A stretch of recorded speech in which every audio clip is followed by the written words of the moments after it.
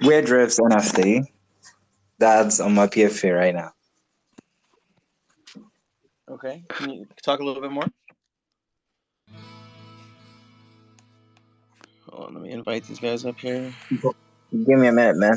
Okay, I'll be cool. right back. Nexus, why don't you go ahead and what do you have a topic you want to talk about? Like Kemso figures out his thing, or AMD? Yes. Hey, how you doing, guys?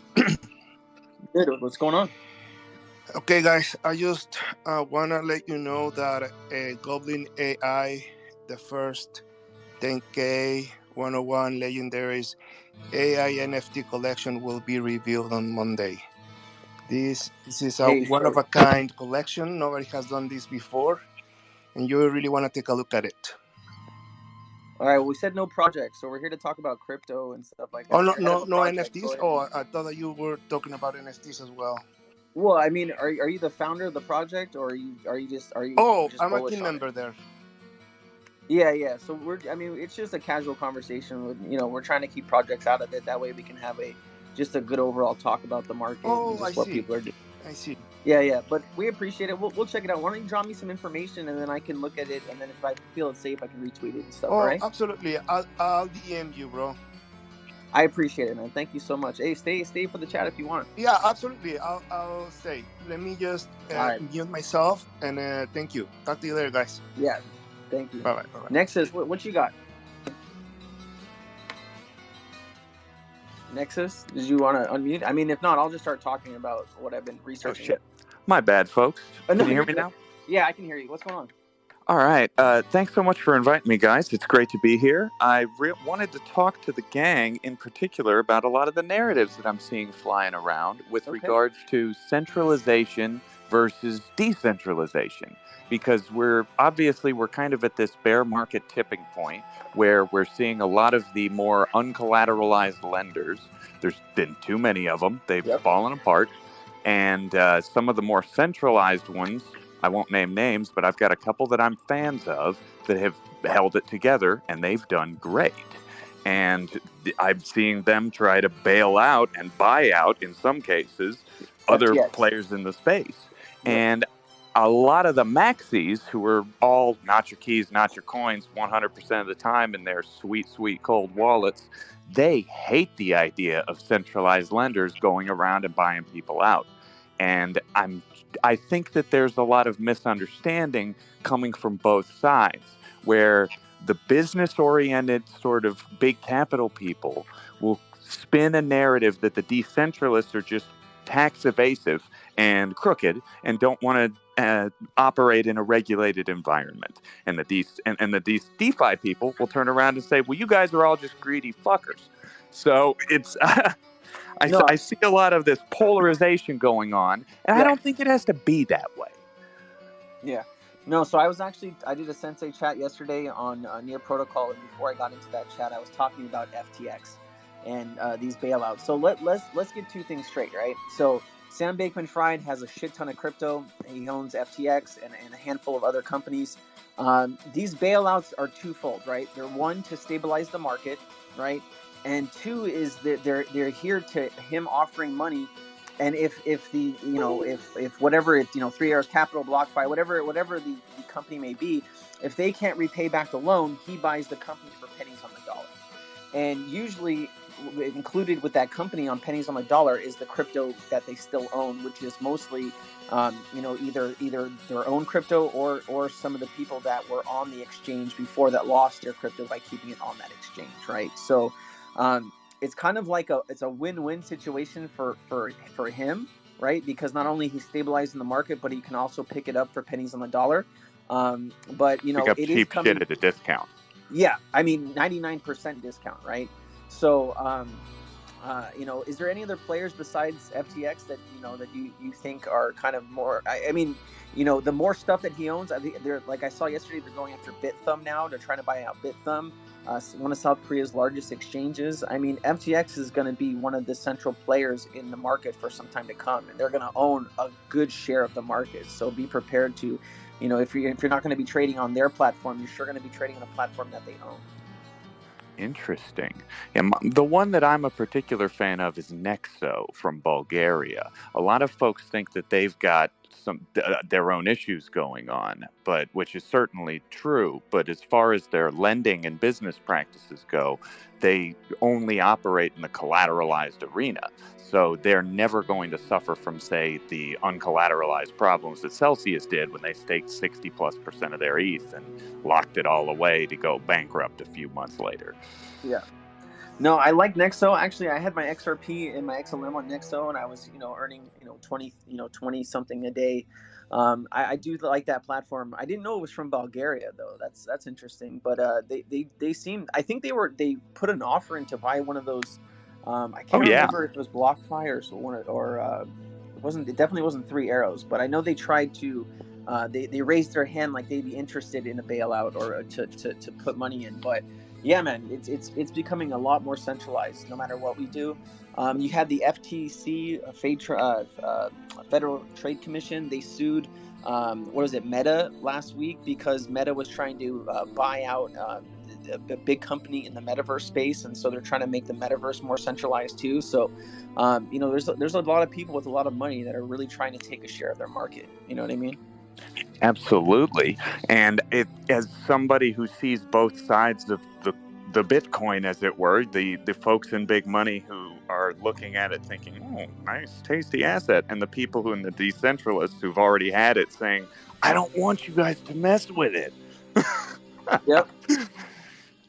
Yeah, no, I mean it's kind of crazy right now, but I think the bailouts they're I mean it's twofold, right? We needed to stabilize the market, and part of people hate it, part of people love it, and so it really is just we're along for the ride right now, and I don't think we've actually gone through all the either the big conglomerates that are in money trouble. I think there's probably a lot more smaller exchanges that are just kind of squeaking by on the skin of their teeth, and they're going to have some problems here in the next couple months. I wouldn't be surprised if we do see more exchanges kind of going belly up. So I've moved most of my crypto off exchanges just to be careful, waiting for the next kind of bull run to start. But what are you doing right now to keep yourself safe? I, in particular, am taking advantage everywhere I can of staking and farming wherever possible. I was originally a big fan of the Compound, but the Ethereum gas fees on Compound are so obscene, it's hard to justify paying all of that gas just to get some interest on my assets.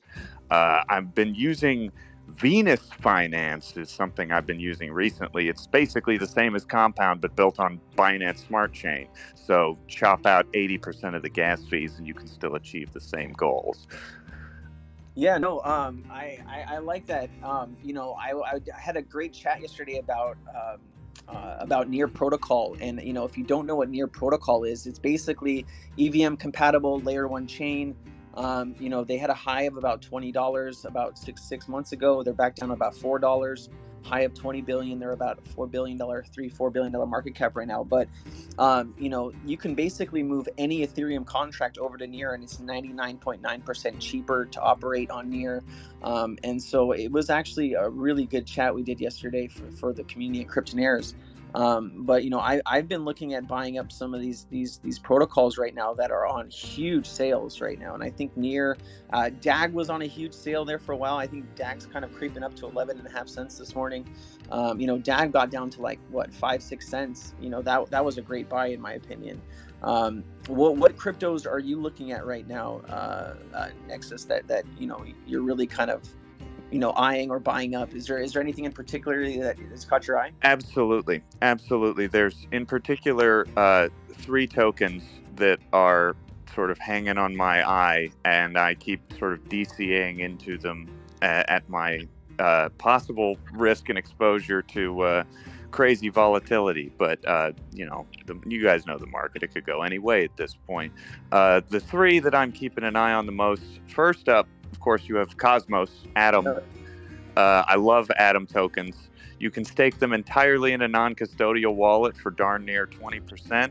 Yep. The only risk you expose yourself to in that process is a 3-week unstaking time, which obviously, if you can't afford to have the market risk you for 3 weeks before you can liquidate the asset, I can't recommend that, exposing yourself to that. But if you can, then I think that's a pretty solid token. And I remember trading that pretty regularly from about 475 to 625. It would constantly cycle between those price points. I had a lot of fun doing that. If I had held and staked it at 20%, I would have done a lot better. The second token I keep an eye on is Hydranet HDX. It is essentially a in-progress DeFi DEX, non-custodial, that enables native Bitcoin to native Ethereum swaps. And it's powered by Arbitrum and Necksus. And I think there's a lot of potential there as a tool for traders who are trying to trade decentralized and not feel like their trading data is going to be exploited by a centralized exchange. Because I'm constantly seeing people complain about that, especially with regards to Binance and Coinbase. Yeah, Is this right? Sorry, Kem, so go for it. That token was on my watch list. Really? Is it a $2 million market cap for this project, HDX? Yeah, HDX. Arbitrum? Is that the right Hydranet, right? Right. Is that what you're talking about? Yes, sir. Yeah. Interesting. I'm going to take a look at this today. Yeah, it's a skeleton coin, as I'd say. I call it a Frankenstein of something that used to exist. I like it. Essentially, it's the as people know, projects come and go in the space, and as projects go, sometimes a good project hires bad people, and I feel like that's an accurate summation of what happened to the Hydranet project in its earliest incarnations. Yep. Today, I would say that the community kicked out a lot of those bad actors. They essentially fired their bosses that they felt were crooked and hired different bosses. And I can't do anything but admire them for that.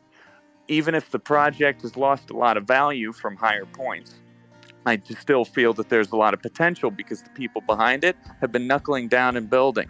And they are quite polite when people go to their Discord and try to talk to them, with the exception of one person. You know who you are, sir. What is the third token that you're bullish on, my friend? Say again? What's the third one that you're bullish on? Oh, the third one that I'm bullish on? Yeah. Oh, there is a project by the name of 100 Days Ventures that it acts like a crazy ohm fork unsustainable yield farm token built on Avalanche. But the thing about this project is that I don't think it's actually unsustainable. What they're doing is they're incentivizing people to buy early with a huge inflation rate of the token. Then, once they've hit a certain magical point, the team itself behind the token is going to essentially act like an angel investment fund that's going to travel around and search out projects that need just a little bit of a boost up that ladder to achieve the goal they're trying to get to. That being building something that actually generates revenue that these guys can then return to the holders of the token. I like it, man. I like it. No, that's three solid plays. Are you trading anything right now, or are you just kind of sitting on the sidelines waiting for? I mean, do you think we're kind of in a bull trap right now with prices kind of going up a bit, and then we're gonna kind of come back down? What do you think's gonna happen? Well, I guess there's a lot to look at there, right? You're gonna be looking at international markets responding to the behavior of the Fed, which, Big Daddy Powell and the Reserve released their big report the other day. I was in Cleveland at a rock show at the time, so I missed a lot of the news surrounding the report.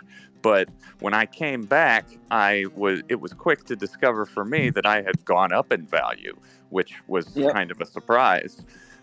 Normally, right, everybody in the mainstream media is telling us, oh, all you crypto people, you're in seriously risky territory now. Wait till the Fed comes out. They're going to smack you guys around. There's no way that any of these assets could be inflation hedges. And then the report comes out and Bitcoin goes up like 4%, and Ethereum goes up 8%. Well, Ethereum's going up for its own reasons, right? We're getting closer and closer to the merge, and I think Ethereum prices are going to continue to rise because of it, right?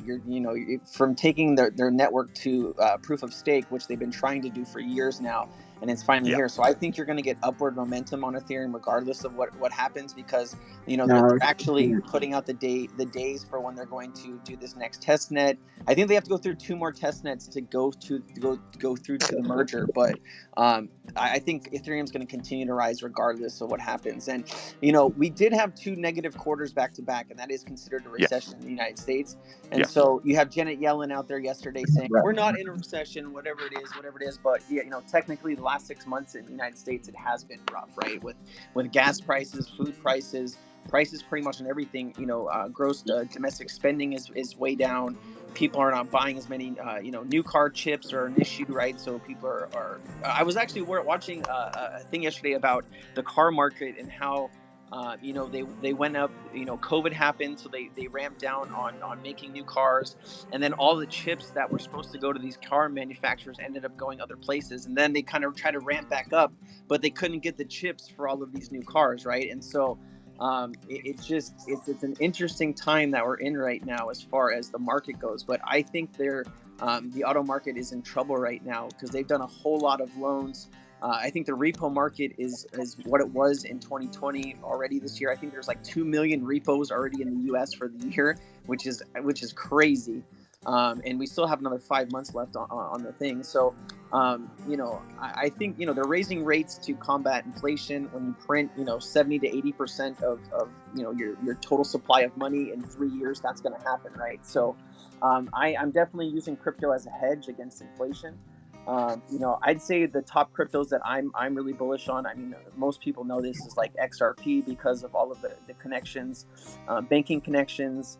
They got liquidity hub. I think XRP is something that I'm always going to hold on to, no matter how high it goes. I'm going to always keep a little bit, in the wallet just in case.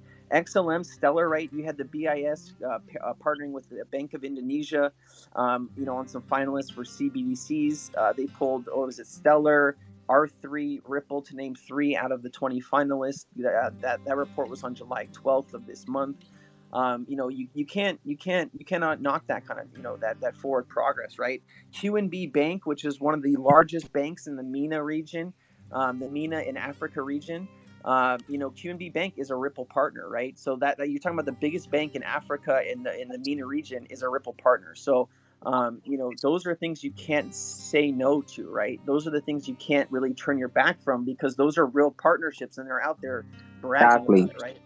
So I do think, November of this year is when ISO 20022, those new regulations, or those new dictionary of words that banks and financial institutions are going to use to transfer money, that starts to go live. And I think there's like 30 payment providers, big conglomerate payment providers for countries that are going to go live with it. So I'm really interested to see what happens in November of this year. How that's going to change the market. But I have to say, if I was looking at 3 tokens, it's XRP. I like Cosmos. I was really bullish on Near Protocol. I spent maybe 20 to 25 hours this week deep diving into Near. If you don't know what Near Protocol is, go to YouTube, look it up. There's a lot of good information. Hold on. Sorry, I was getting a phone call. Sorry about that. See, is what happens when you have spaces on your phone. You can't really, I wish they would allow you to do this with your computer. But I'm with you on that. But no, I think I'm going to the DAG conference next week in LA. So I'm really excited to meet some of these, big, constellation projects. I think it's Alchemy, and there's a couple other projects that are going to be there, as well as Ben Jorgensen and some others. And so I'm really interested to find out when Mainnet 2.0 is launching. I do think we're seeing a lot of bullish, uptrend on the DAG price right now. And so DAG is definitely a long-term hold for me. I have several nodes and a couple door miners. I really think DAG Constellation, with some partnerships they have made, is going to be one of those tokens that you're not going to want to miss. Other than that, like if we're taking a look at the DeFi market, I'm a huge big fan of Alpha Shares. I know they're about to launch their platform. I know there's some alpha shares love in the chat. You have Vaporfy, who's trying to launch their DEX here in the next couple of weeks, and then when they launch their chain, they're trying to onboard projects right now onto the chain so they don't launch a ghost chain. So I'm really looking at those two. I've been in those two for a very long time. I found a really cool play yesterday. Actually, I was digging around. Have you heard of a BUSD Farmer on Binance Network? Necksus? No, sir, I haven't. I have been looking into, as I said, Binance Yield Farm. Yeah. So you have my Check attention. this out. So I actually, if you look at the chat on this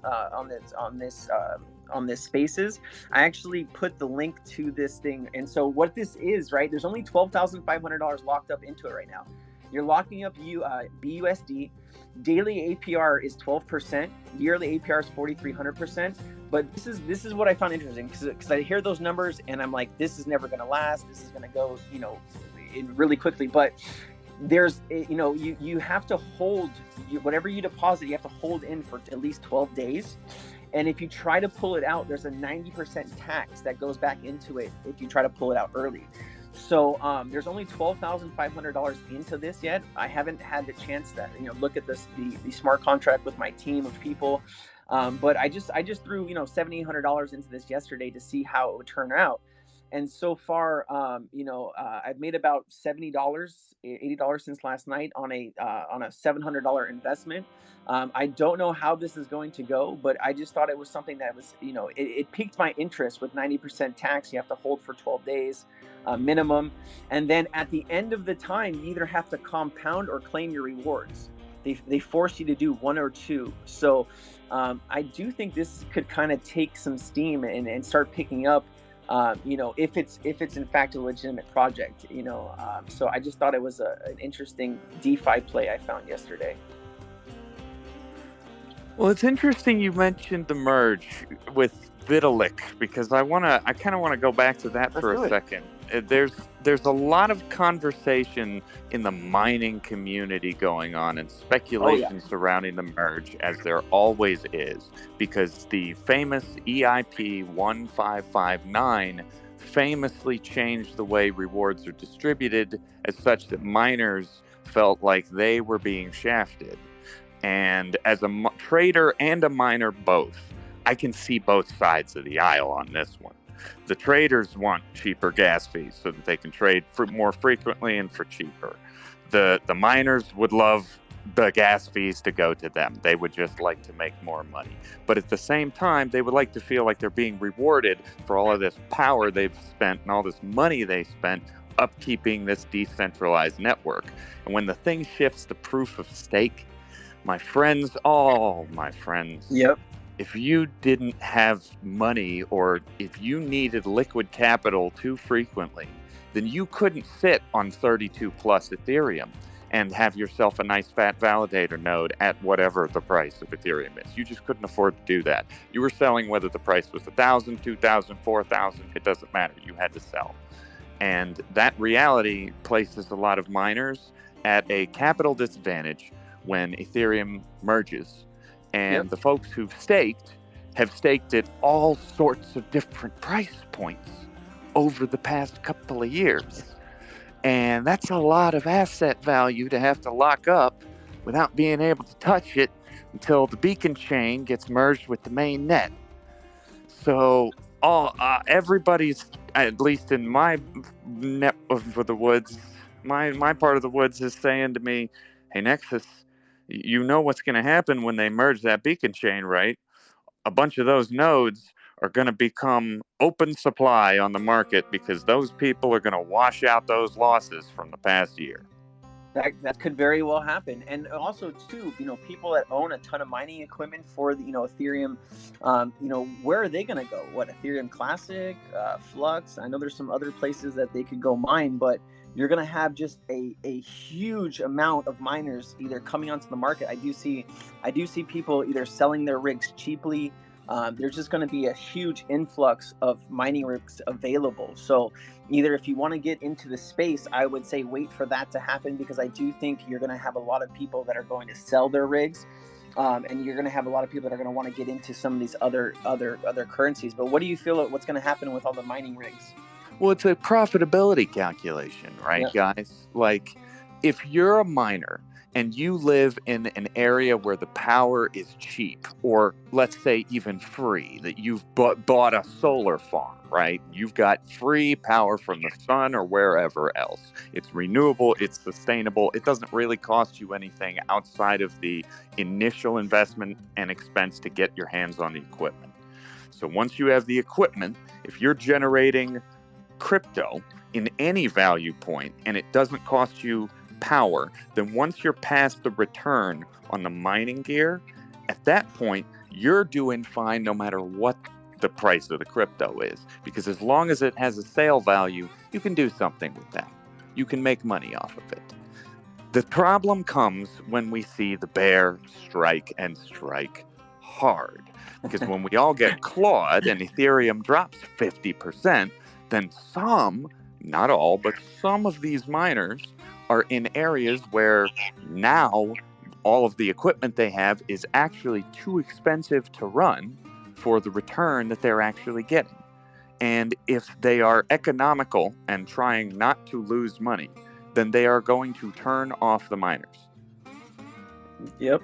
Because they don't, it's the same would happen with a business that finds it, costing more than it's making staying open. If it doesn't close its doors permanently, it might close its doors certain times or cut back on hours, right? Yeah. That's essentially the same thing that we're going to see with Ethereum as the price keeps wandering lower. I agree with you, man. Hey guys, thank you for joining the chat. If anyone has anything they want to say or a topic they want to talk about, please raise your hand and I'll bring you up. What's up, hey man, about the BUSD miner on Smart Chain Network, sooner or later all this shit is gonna crash.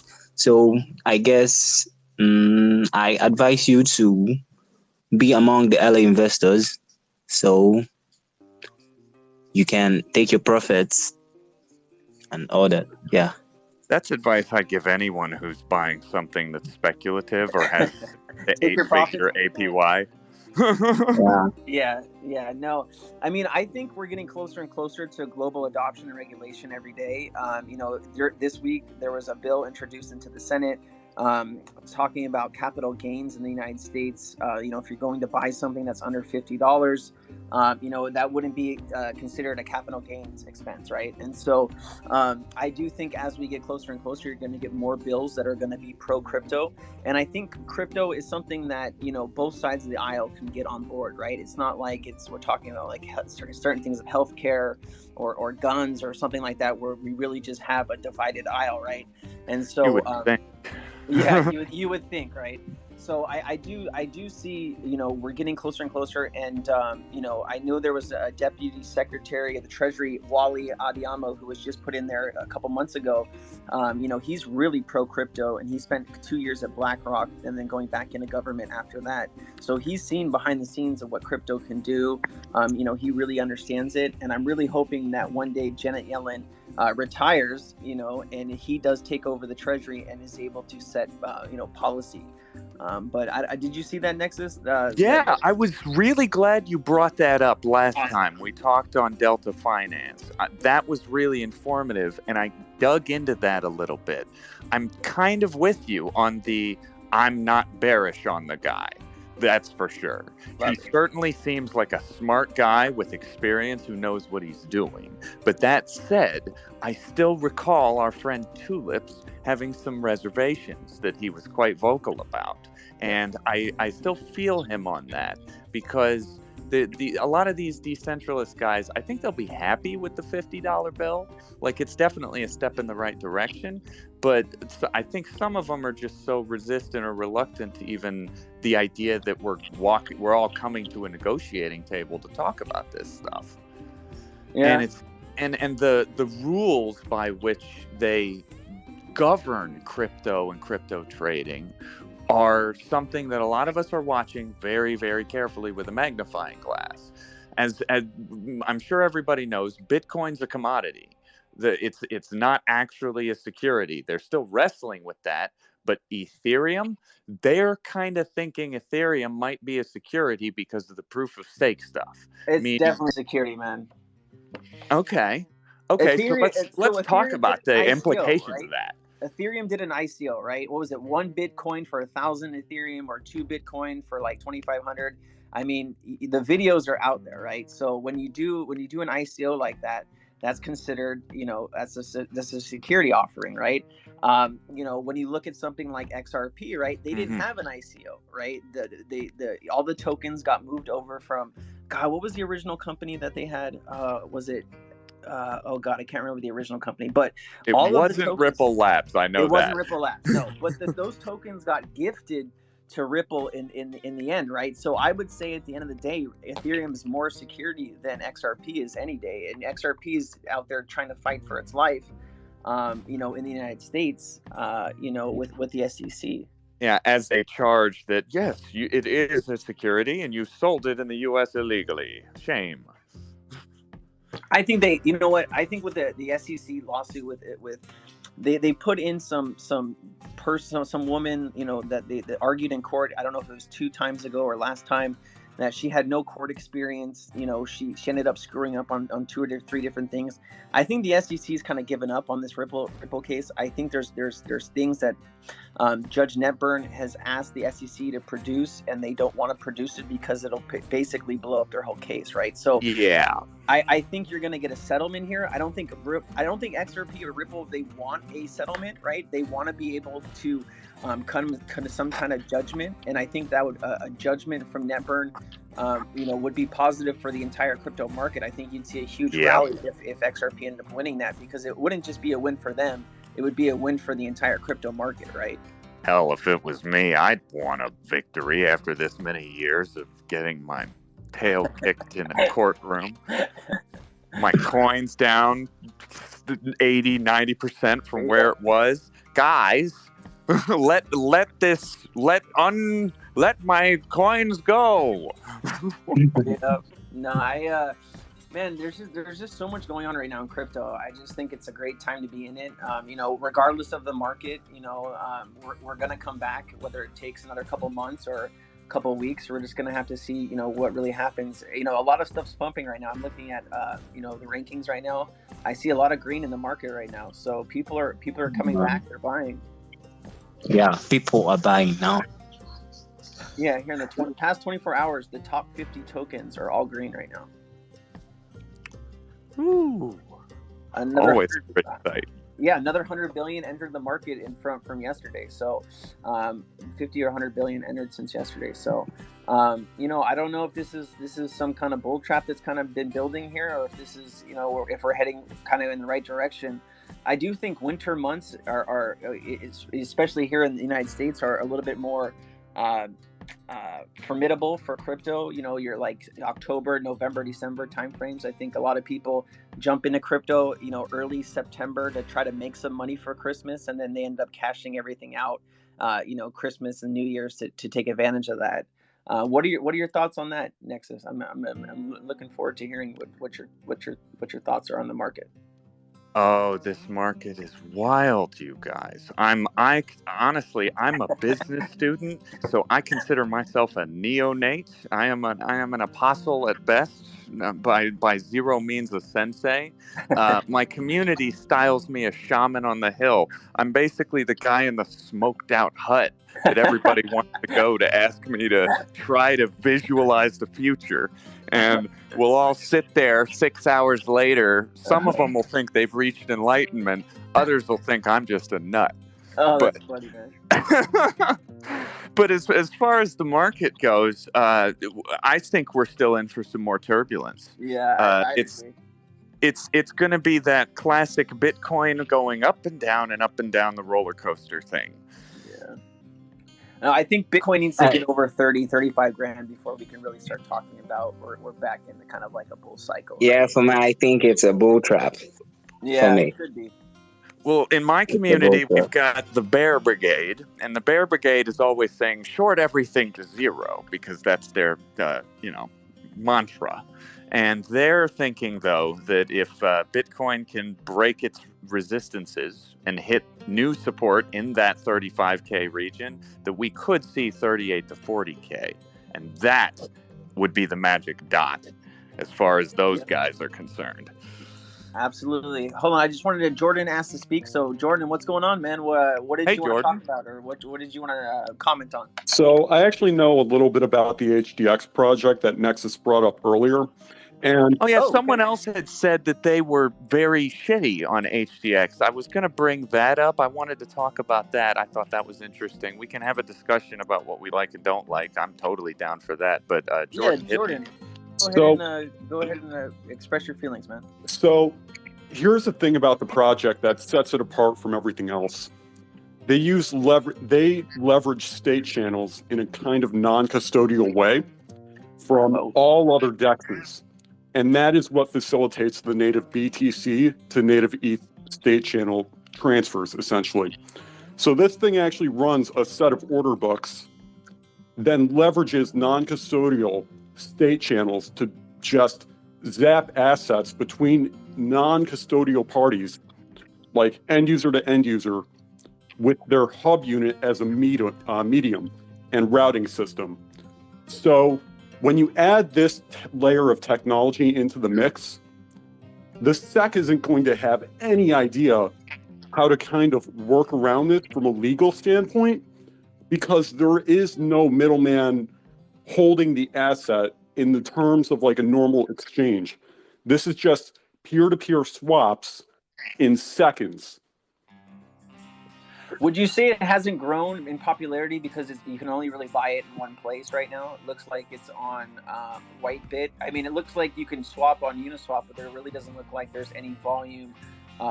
There's actually no liquidity in Uniswap or SushiSwap for it. So the really only place you can buy it is Whitebit. Do you think that's why it has? I mean, because right now the daily volume, last 24 hours is only $11,000. Why haven't more people found this, guys? So I think that comes back to the kind of reputation the project has, one, and two, like Necksus said, it has a bit of a bad actor situation, or had one previously. So I'm a little bit more in the know on this, and this isn't the kind of info you will actively see on the project, but it was originally founded back in 2016 under the name of POSW. So if you have any kind of idea of what the crypto scene was like at that time, then you would probably recognize POSW. So the project is actually on its third team. The POSW devs originally abandoned the project, and the contractors that were working on it were kind of left in the air. So that became the development team known as X9, and the project flipped into a project called StakeNet, okay? I love this story, by the way, everybody. This is a very Macbethian drama. Oh, yeah, absolutely. So StakeNet was kind of led by the X9 development team, and eventually they just did not do much with it. They got it to a really good point, and they had native Bitcoin, native LTC, and native Ethereum swapping on this unified client that is actually like a client and light wallet system, totally non-custodial. First of its kind tech I've ever seen, and it was some of the coolest things, or some of the coolest shit. So eventually, toward the rear end of last year, the development team just kind of collapsed, like way hard. So the project was actually torn apart, and the source code was made available to some community members that just so happened to specialize in like development for servers, development for crypto, development for all the stuff that you kind of need to form a development team. Yeah, was just there in the community. So they actually took it amongst themselves to kind of force the project to rebrand and continue development, as it just so happens. And they've been really buckling down on it. and it's in a state where they have actually put out a public testnet version. Yep. And anyone can just go and download the thing and try it out for themselves. You can packet sniff it. It's totally safe from that side of it. So I just wanted to throw that piece out there as a bit more backstory to this whole thing and kind of elaborate a bit further on what it's fully capable of. No, and it has a low token supply. I think if they had a little bit more stable on the team side and they were able to kind of push it out, this thing would probably be somewhere 10 20 cents. It only has a market cap of 1.5 million right now. So there's a lot of folks who think that because it had a troubled history, that means that it must be bad today. The idea being rotten foundation, rotten building. But if you rip out your foundation and renovate the place, and then you keep building it, then I think you might have a solid property on your hands. Well, the problem with that, Necksus, is we're all in the DeFi market, right? We've seen what a bad team can do to a project. Usually, if a bad team or a bad member gets involved in the project, that project doesn't make it to month 2 or 3, right? That's a dead project. So I think we need to kind of shift our thinking and our mindset on how we look at projects overall, right, in the space, right? So I wouldn't consider this a DeFi project, but I just want to let you know that's kind of where a lot of people's heads go. Sorry. Why don't you Interesting. No, that's a good point. No, you go for it, Jordan. I was going to say, you make a really solid point on that. For me, whenever I look at a project that's in the DeFi space, I look at the underlying technology and what actually powers it.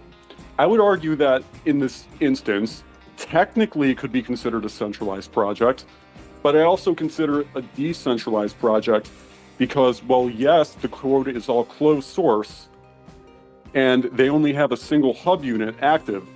I'm also looking at the plans that they have laid out for the new team because we're going... This flip over to HDX happened back in the rear end of last year. It's been HDX since January, roughly.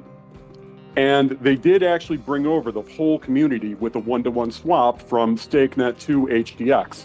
But again, I look at it more as, here are what the plans are, here's the current implementation, and let's see if this project has plans and solidified plans to decentralize further in the future.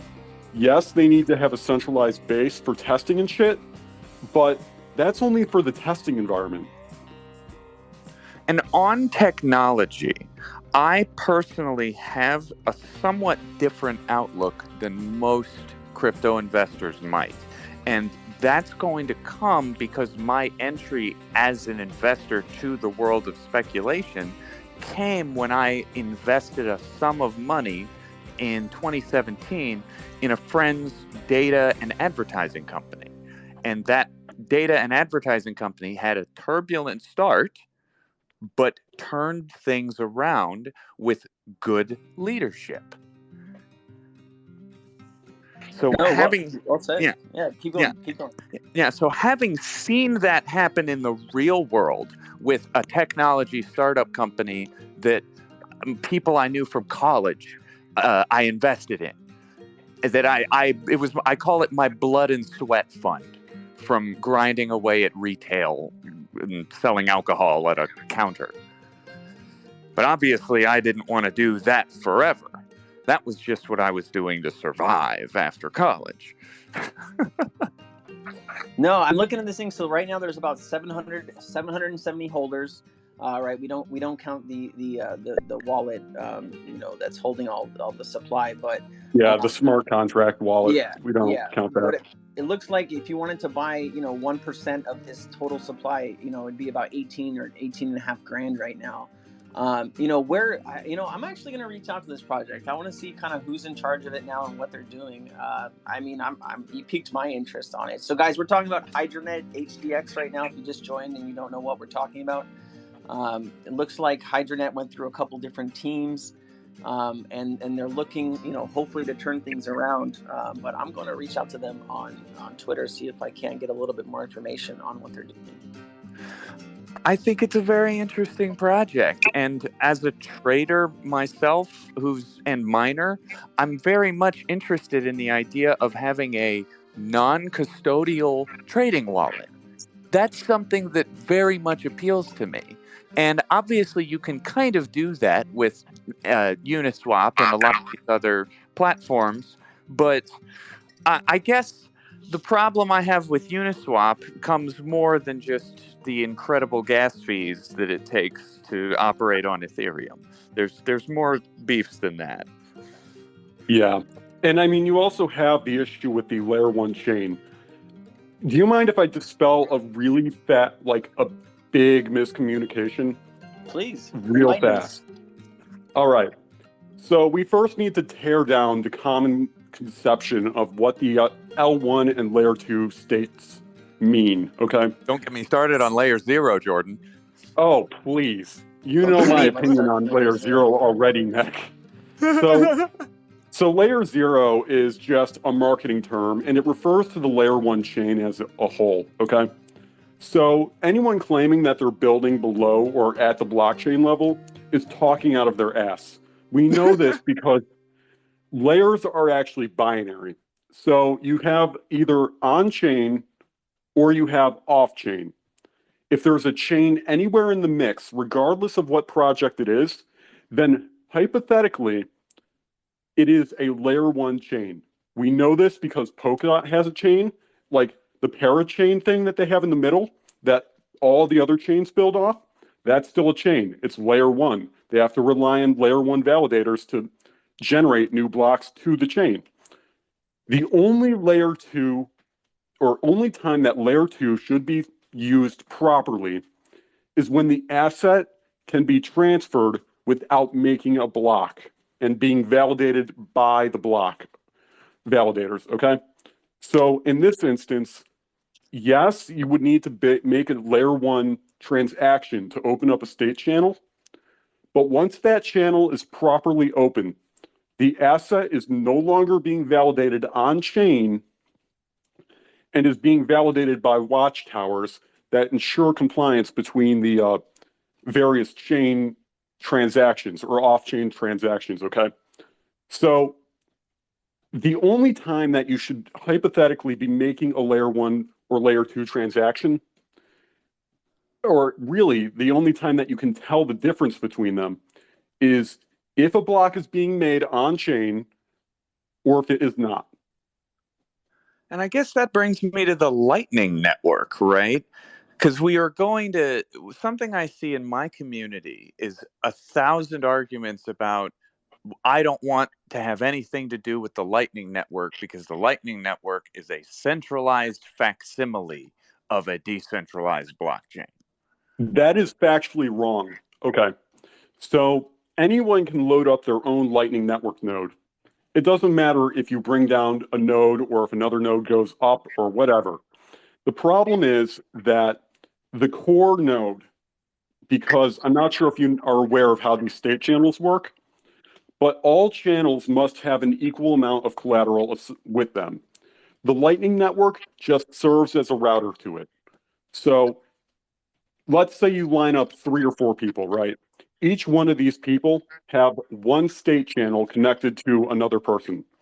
So you put them in a square, you have a square, blah, blah, blah.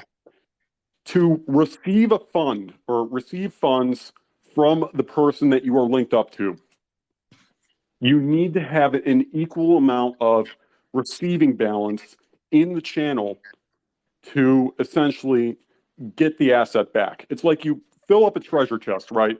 But you can only fill up that treasure chest once.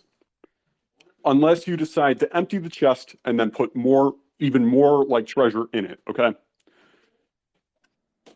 Interesting. No, that's a good thing. I wanted to talk Crypto Dog. I know you came up. Did you want to kind of comment on what we're talking about, or did you want to? Were you thinking of talking about something else? Yeah, no. This comment on this when StakeNet came up. You guys hear me? Okay. Yeah, you sound great. 5x5. I love StakeNet. I was invested in it for 4 years and lots of promises. I was a beta tester, even saw the tech, loved it. I mean, it is cutting edge. but it's the team behind it. That's why I'm not invested in Hydranet right now. So I just say be very careful, because there were people, and I know, StakeNet aside, with their, their application that you can download, and you're basically essentially your own DEX, which is freaking awesome. But they had this cloud staking platform, and I don't know if that was ever addressed, because I kind of left after it happened. They had somebody that had access to that cloud that stole a lot of money from me and a lot of people I know that were invested in it, and we all left. So I would say, I recall that incident. Yeah, Yeah, I would say be very I can kind of. careful. So The tech is awesome. It's the team. I don't know them, and that's my big issue. And I know Joe Park's still with them, and that's a good thing. If he's still with them, that's actually a good thing. I think he's the chief Crypto, now, basically. Crypto, it's Victo. Let me put it like this. I was directly responsible for kicking out Draper and X9. I like these guys. You can trust them. So I can shed a bit of light on the whole cloud shit with zeros and the cloud theft, essentially. The zeros decided unilaterally to fucking, how can I word this? He decided to unilaterally put an end date on cloud support, and they kind of acted without Draper's knowledge at the time. After the fucking chain swap happened, it was done. There was just nothing we could do. We were in talks with zeros at the time to get them to just return all the funds, but we realized really quickly that as the chain swap or chain started deprecating more and more, because more nodes were going offline on the old StakeNet chain, security was being lost essentially. So we had no way to really validate what was going on with that chain, because the majority of the nodes on the StakeNet chain were actually being run by Alex and his team. Alex was really good about it. Quite literally, his team had not been paid in months. So the new devs actually had an agreement with Alex to continue supporting the order book part of it, and it would allow them to free up some of their own resources that they've put into keeping the project alive when it was still StakeNet, by allowing them to shut down the nodes that they were running for X amount of time, okay? So I really like these new guys that I kind of vetted using my own experience, and they do know what they're doing. Quite literally, the fall of StakeNet was related to incompetence from X9, along with malicious actors. Yeah, just for my that, Jordan. I'm sorry, I got to run in and get a haircut here in like 5 minutes. So, Jordan, I'm following you now. You seem very knowledgeable of what's going on in today. I love the tech and would love to get back into it. And just on Sensei's side, man, I would love for Cryptonairz to bring them in and talk to them. I've reached out. That would be great, because I love the tech. I will jump back in. The whole reason for me leaving was not the tech; it was the team, and it's just. But anyways, I appreciate that, Jordan. I'm looking forward to learning more about Hydranet. And Jordan, just really quickly, it seems like you're kind of behind the scenes making decisions for the project. What? I stepped down. So you stepped down? Okay. So I can elaborate a little bit further on my history with the project quick. Yeah, that's what I was going to ask. I was going to ask sort of what capacity that it's possible you could, if it's possible to share with us the capacity in which you were sort of involved in making those decisions. So I want to go a bit over my own background first, so you get an idea of what kind of level of technology info I have. Previously, I was working with IBM as an outage coordinator for a number of their clients, okay? So their client had a number of special issues that typically resulted in around 4 or 5 outages a day. We're talking critical systems that impacted the ability for the client to do its job. If I were to mention the client, then I would be breaking the NDA. But I can assure you that this was a very high stress and very technical job. So that's kind of the background I have in terms of skill set with this particular kind of thing. When I took on the role I had with Hydranet, it was more of a facilitator and coordinator for the closed beta client and coordination with the dev team on how exactly to go about fixing this. So I'm not going to go into the reason I stepped down. That's just airing dirty laundry. But I still have a relatively good position with them. Like, we have a relatively good relationship still. And I'm still, in the testnet group working with them on it. So I more or less, I was communicating between the users, the devs, and working cross-team with the marketing department and overall project management leadership, okay? So saying I had a little bit of say is a bit of an understatement. I had a lot of say. So after I stepped down, for the most part, I went back to doing testing with the closed beta client, reporting issues, et cetera, which I'm still doing. I'm on a relatively good relationship, as I said. So that's kind of the history that I have with the project as a whole.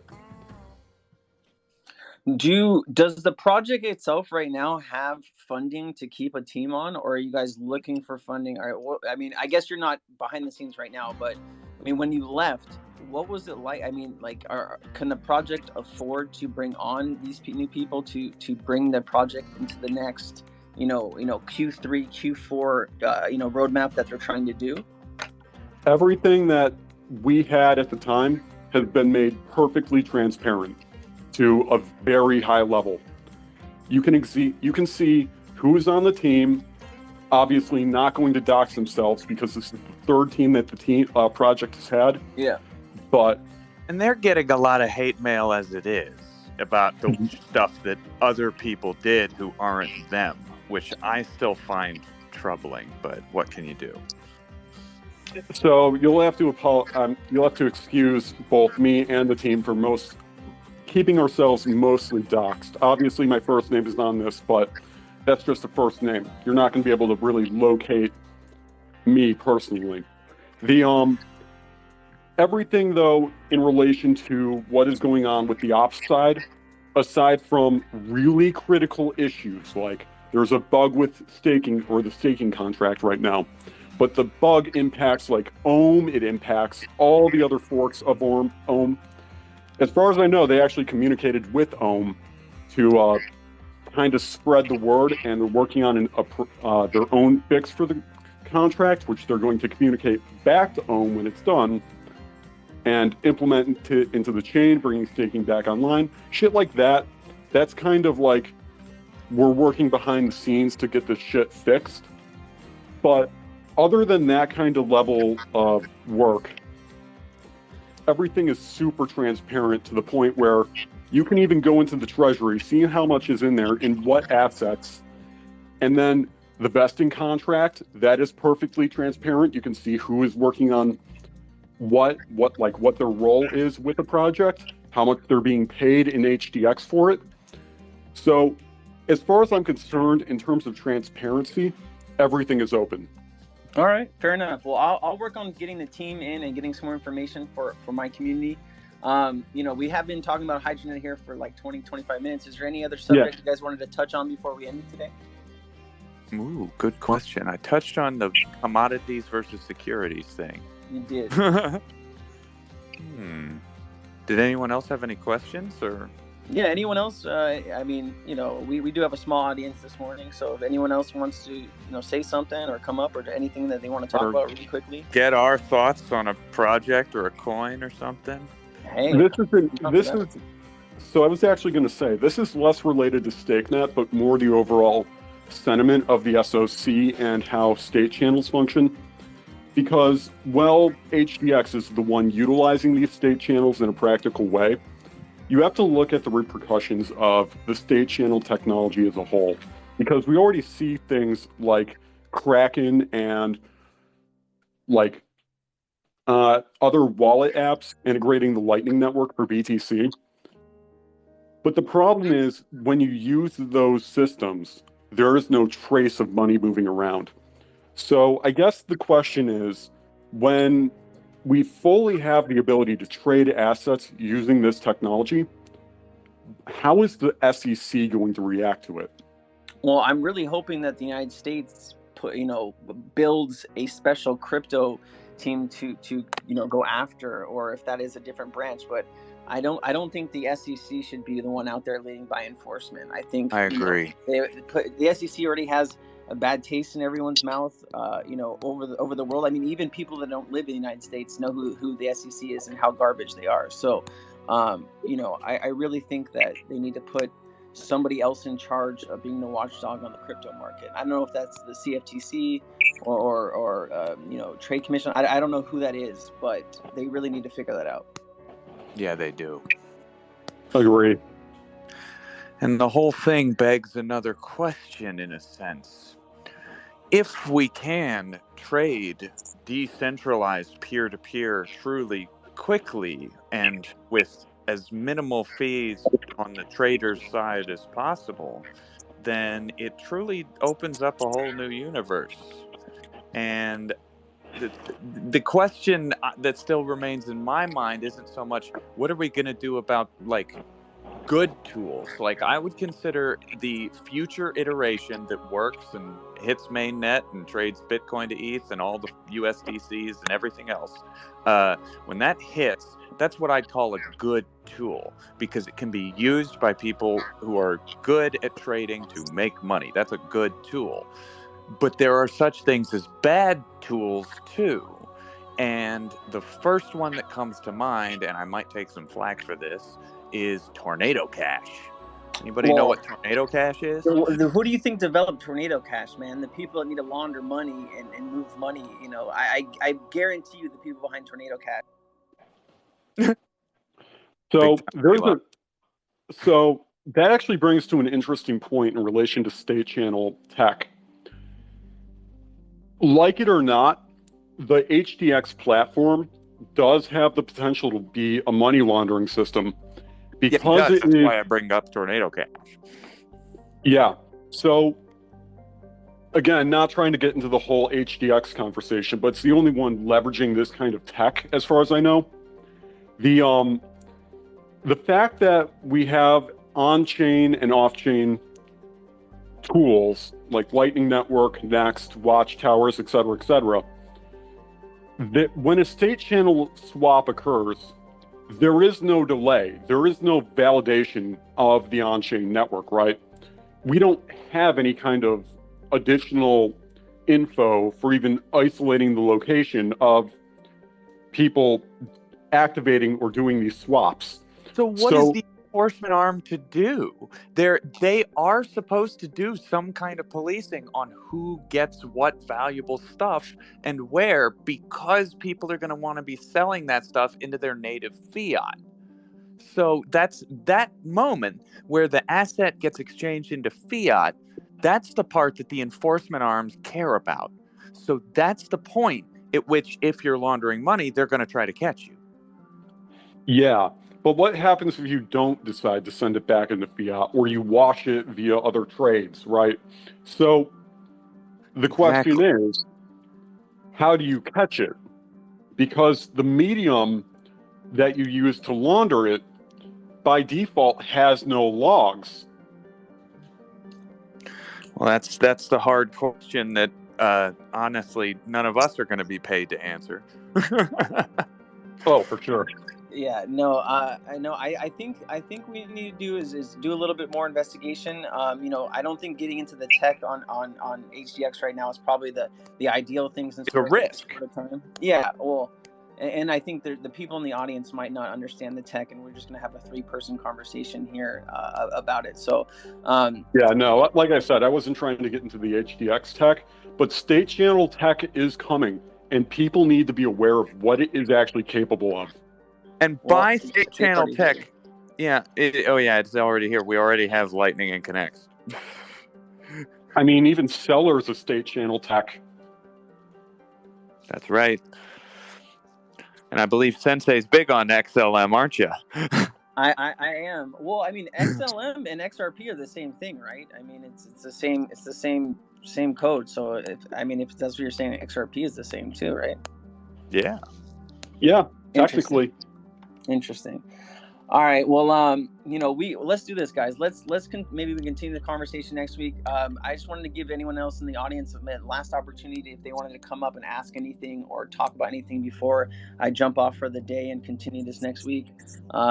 Speak now or forever hold your peace. I got fun crypto questions I can ask the group if people want some non sequiturs. Right, I'll give you 2 questions. Go. All right. Does anyone actually believe that Craig Wright is Satoshi Nakamoto? Hit me. No. Absolutely not. Yeah. Next. Okay. Let me go down my list here. You have a whole list of questions, you madman? Hey, this is what I do. I try to come prepared to have a fun conversation. And if people want me to keep it moving, hey, I come prepared to do that too. Hold on, I got Alpha Shares coming up. Maybe they have something. Hold on. Let me get one more of your questions. Go for it, Nexus. All right. Well, I guess the final question is, in the grand war in rhetoric between regular business people who are looking to crypto and technology for the future and decentralist libertarian maximalists who believe that regulation means the death of all of this technology that we have come to beloved, who wins? This is simple. The people win, right? And so when I say that, I'm talking about billions of people that need cheaper remittances, or the hundreds of thousands of small to medium sized enterprises that can't operate right now because they want to export goods but they don't have enough money to do it at the time, right? You have instant payment but you don't have instant settlement, right? And bridging those gaps will bring in more people into the space, right? And so the technology is already here. And so at the end of the day, if you want a $50 trillion, $100 trillion crypto market, it's going to need to get a little bit more centralized. There's going to be more eyes on it. It's just the name of the beast, right? So we can either stay in the place that we are right now and not grow the thing and just be a speculative asset for the rest of our lives, or we can put the technology to good work and we can make something of the technology and grow into the next 5 to 10 years. And I mean, what's after state channels, guys? Like, what is the next evolution of a smart contract, right? Smart contract, state channels, and then what? I'm very interested to see what people build and what's going to rule the day. I mean, even NFTs are not being properly utilized. Like, NFTs are probably the most underutilized crypto tech out of everything. Like, think about it like this. If they have a really bad rap too, brother. Say we end up getting like some metaverse store, right? Where you can put on a VR headset, you can go fucking try on clothes in some department store, and you have a crypto wallet, right? Let's say you put in all your info for it, like shipping address, whatever, and then you want to pay in Bitcoin. The NFT could hypothetically be used as both an asset tracker for a real-life product and a fucking receipt for said product. Oh, I like that. I think that's evolution, and I think you'll see it soon enough. Oh, absolutely. Like, I have a number of friends that are like game devs, and they have been railing on the complete unused tech potential of NFTs for months. What about buying an NFT, and that gives you shares into an open marketplace that sells NFTs? There you go, Alpha Shares. I got you in the final minute there. What's up? I know you've been in the audience chilling. Is that Tyler? Who's that? Yep. No, I've just How's been it hanging going, out, brother? listening in. I just wanted to actually just stop in real quick just to say, for one, great space. It's kind of fun just bringing people together and hanging out and chatting. Last time I was here on last Saturday, I didn't get to pop in, so I said I would this time.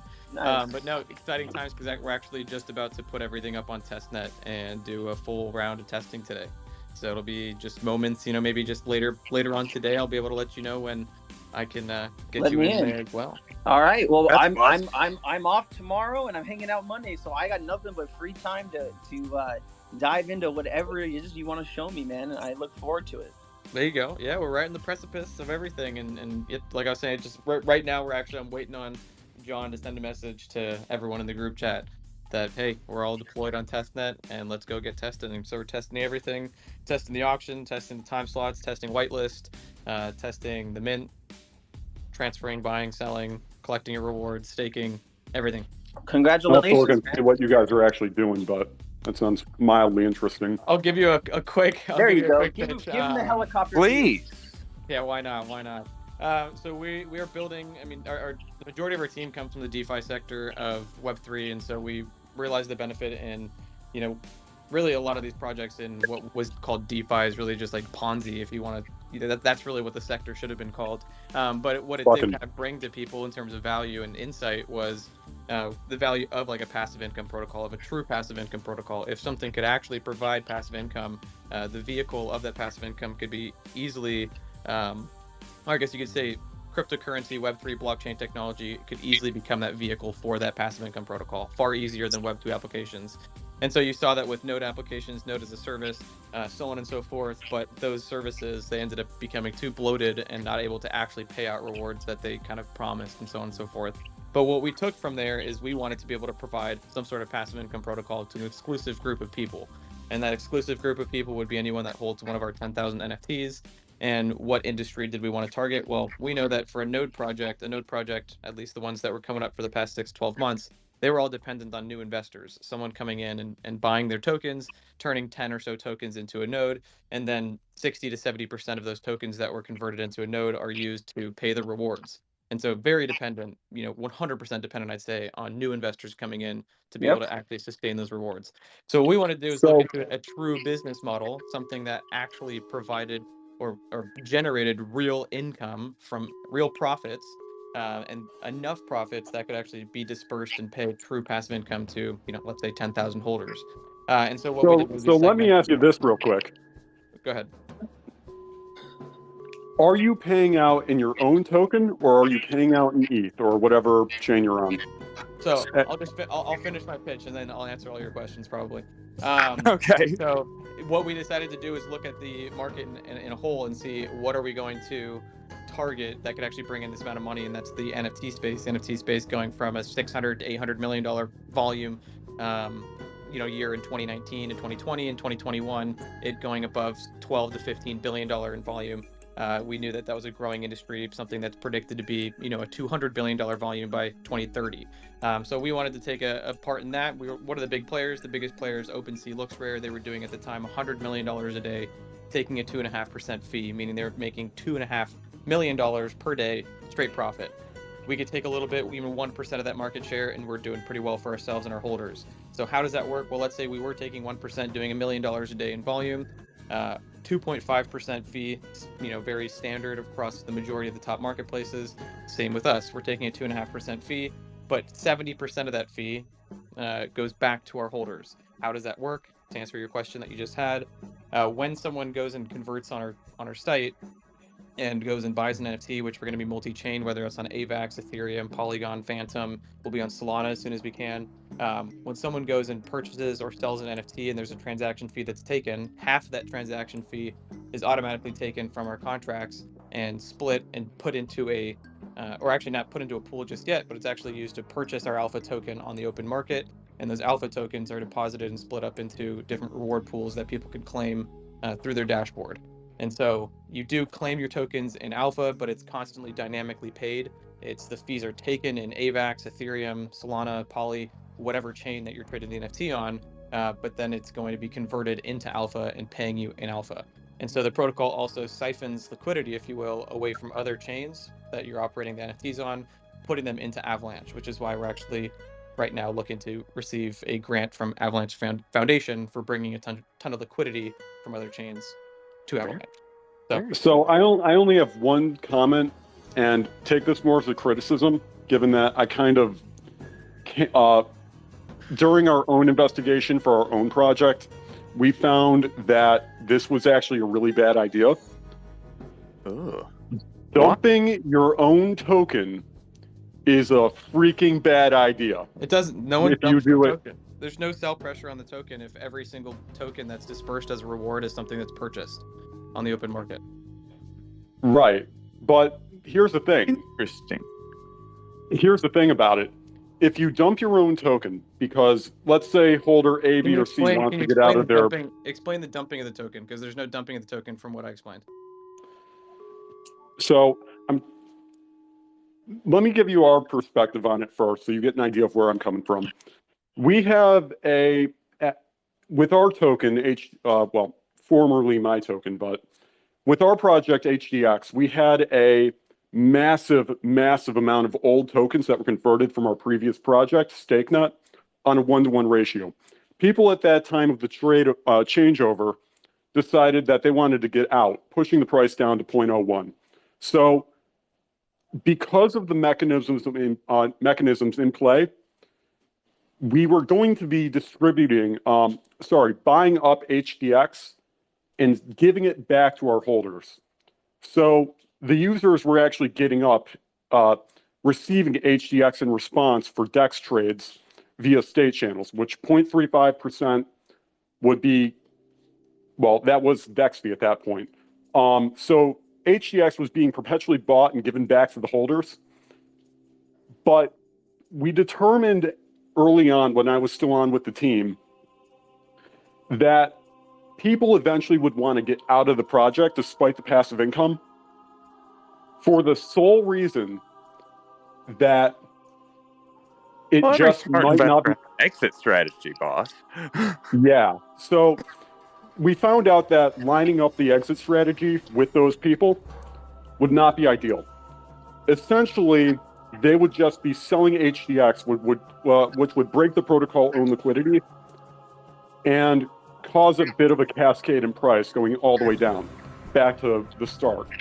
So we decided, okay, let's put all the HDX in the protocol own liquidity and give everyone the fees that they were earning back in ETH, thus dumping the market cap for ETH instead of the market cap for HDX.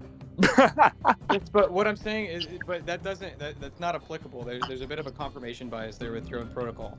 With our protocol, what's happening is that every single token that's given as a reward is going to be a token that is purchased and immediately given as a reward. If it's purchased on an open market, on an open DEX, and then it's given to someone else, and if they go and sell it, then it's a net zero. So if every single person sells every single reward, then it will not change the chart at all. The only thing that will change the chart is speculative buys and speculative sells that are not based on rewards. And what we have in place, though, is you can stake the tokens that you receive as rewards. And so 50% of the transaction fee goes to our NFT holders. 20% goes to the people that are staking our alpha token directly on the dashboard. So we don't foresee, every single 100% of people selling their rewards regardless. And even if they do, though, like I was saying, the token still represents 20% of the company, so it should always be speculatively purchased with, an upside. And then from a reward perspective, every single token that's given as reward is something that was just previously purchased on the open market. So if it's purchased and then immediately sold, you're at a net zero. You're never at a loss. There's never a dump. Yeah. Well, like I said, our situation was a lot different. You know what, guys? Hey, I'd love to go back and forth on this. I wanted to give Tyler the last word because I have been working with him for a while. I have to get into another appointment. I'm already 20 minutes late for another meeting. I just wanted to stay and chat with you guys some more. So let's either continue the conversation next week or, go our own ways and bring some new topics next week. But just wanted to thank Necksus, Jordan. Appreciate your time today and all of your information, on what you brought in. Tyler, always a pleasure to see you, my friend. And I'll talk to you on Discord here probably in a couple of minutes. So I just want to thank everybody for listening and spending the time. Lucius, you've been here all day. Thank you. The Chad, Voyager, appreciate you guys. Magical, Thinkar, I hope to see you.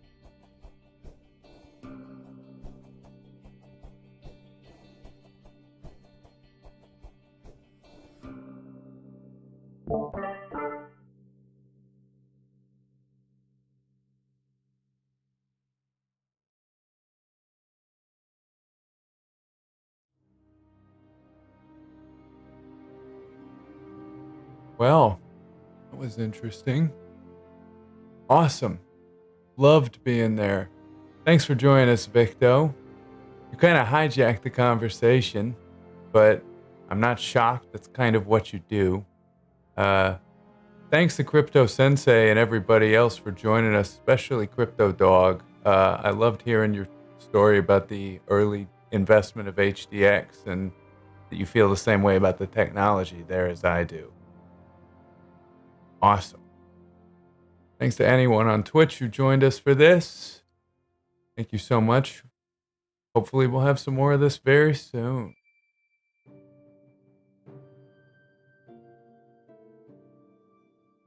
All right.